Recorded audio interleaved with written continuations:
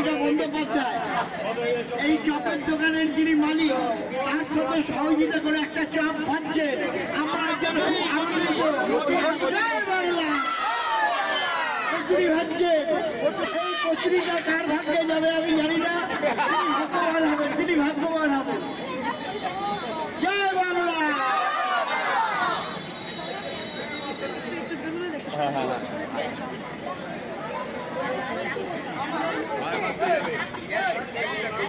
আমরা খুব আনন্দিত যে আমাদের প্রার্থী দিদির সঙ্গে সহযোগিতা করে একটা কচুরি ভাবছেন।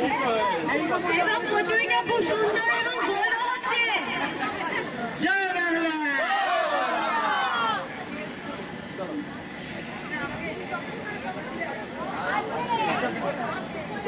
ছাত্র